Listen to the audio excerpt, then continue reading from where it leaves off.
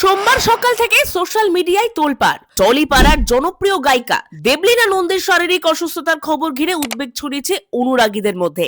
রবিবার রাতে দেবলীনা একটি ফেসবুক লাইভে এসে তার ব্যক্তিগত জীবনের গভীর টানাপোড়েনের কথা প্রকাশ করেন। লাইভে তার কণ্ঠে ছিল অসহায়ত্ব, চোখে মুখে ছিল তীব্র মানসিক চাপের ছাপ। তিনি জানান, দীর্ঘদিন ধরেই শ্বশুর বাড়ির সঙ্গে তার সম্পর্ক জটিল। বিশেষ করে তার মাকে কেন্দ্র করে তৈরি হওয়া দ্বন্দ্ব পরিস্থিতিকে আরো কঠিন করে তুলেছিল। লাইভ শেষ হওয়ার কিছু সময় পরেই দেবলীনার শারীরিক অবস্থার অবনতি ঘটে। তাকে দ্রুত হাসপাতালে ভর্তি করা হয়। বর্তমানে চিকিৎসকদের তত্ত্বাবধানে তিনি স্থিতিশীল রয়েছেন বলেই হাসপাতাল সূত্রে জানা গিয়েছে। এই ঘটনার মধ্যেই সোশ্যাল মিডিয়ায় নতুন করে ভাইরাল হয়েছে দেবলীনার জীবনের কঠিন শৈশবের কথা।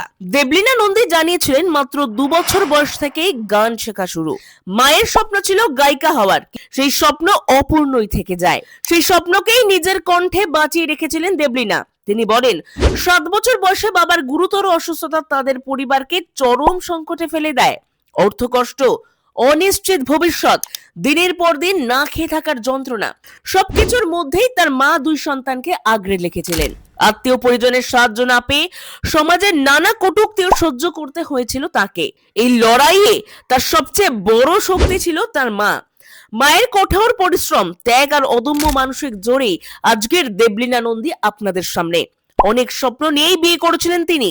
সোশ্যাল মিডিয়ায় যে সুখী দাম্পত্যের ছবি উঠে আসতো, বাস্তবে তার আড়ালে যে এতটা চাপ, এতটা যন্ত্রণা লুকিয়েছিল তা কল্পনা করতে পারেনি অনুরাগীরা। এই ঘটনা আবারও প্রশ্ন তুলে দিল, গ্ল্যামারের আলো, সাফল্যের হাতছানি, সবকিছুর আড়ালে একজন শিল্পী কতটা নিঃসঙ্গ হতে পারে। দেবলীনা দ্রুত আর সম্পূর্ণ সুস্থতা কামনা করছেন তার সহকর্মী, অনুরাগী এবং লোকাল টুডে নিউজও।